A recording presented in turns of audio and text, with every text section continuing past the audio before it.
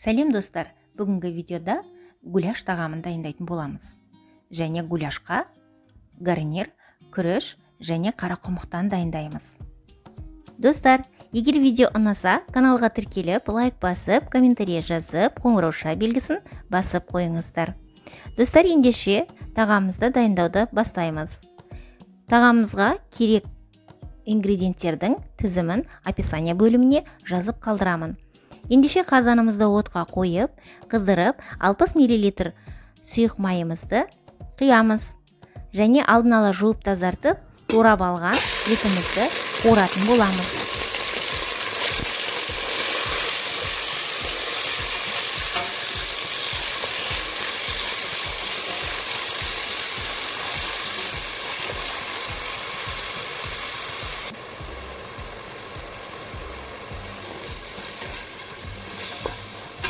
Етімізді бабына келтіре, сарғылт түске енгенше қуырып аламыз.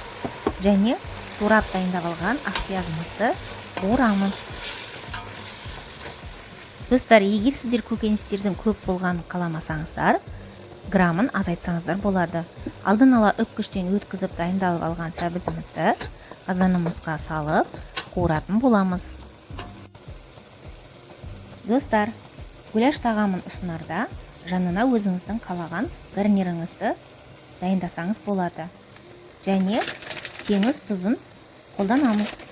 Татымына қарай тағамға саласыздар. Және 2 шай қасық томат қосамыз. Томаттың қышқылдық дәмінің бар екенін барлығыңыз білесіздер. Сол себептен тағамды тұтынғанда томаттың қышқыл дәмі келіп тұрмас үшін аздаған шекер салатын боламыз.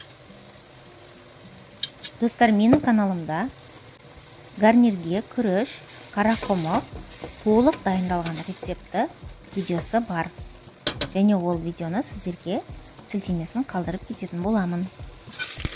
Достар, дегенмен де гуляшты дайындай тұрып, жанына гарнирді қосып дайындадым.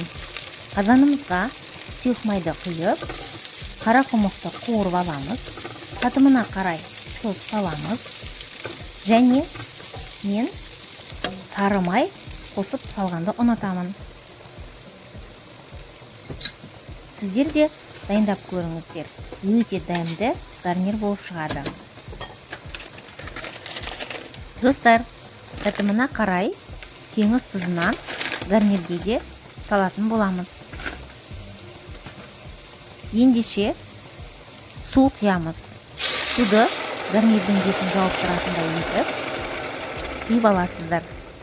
Және қақпағын жауып, отын жай қоясыздар. Көріп тұрғандарыңыздай қазанымызда қайнап тұр. Енді 300, 400, 500 мл су құясыздар. Өздеріңіз байқап көріңіздер.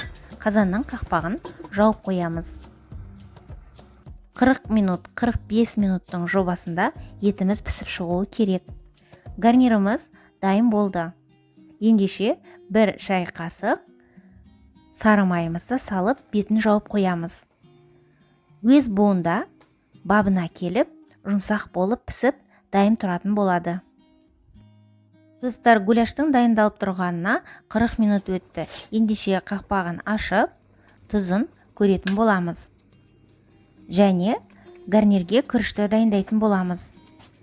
Қазанымызға сұйық майды құйып, қыздырып, күрішті алдын ала жуып дайындап алып, және сәл ғана күрішімізді қуыратын боламыз. Күрішіміз батып тұратындай етіп, су құямыз. Және мен гарнир дайындағанда сары майды тұтынғанды жақсы көремін. Сіздер де солай жасап көріңіздер. Өте дәмді болып шығады. Күрішімізге суды құйып, тегістеп алып, 1 шай қасық сары майымызды салып, күрішіміз дайын болғанша қақпағын ашпаймыз. Достар, мінекей біздің гуляшымыз дайын болды. Дәмдеуіш вегета жарты шай қасық саласыздар, егер сіздерге ұнаса. 1 лавр жапырағын салдым. Достар, мінекей менің тағам дайын, дастарханға ұсынуға болады. Ендеше гарнирге дайындалған күрішіміз бен қарақұмығымызды бірінші тарелкамызға салып дайындаймыз. Достар, күріш жылтырап, дана болып пісті.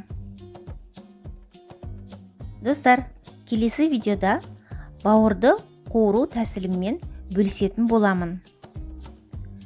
Достар, сіздер де жасап көріңіздер, өте дәмді болып дайындалды.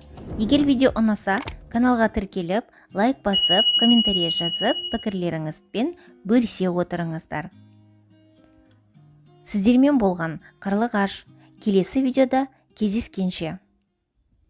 Ас болсын. Назарларыңызға рахмет.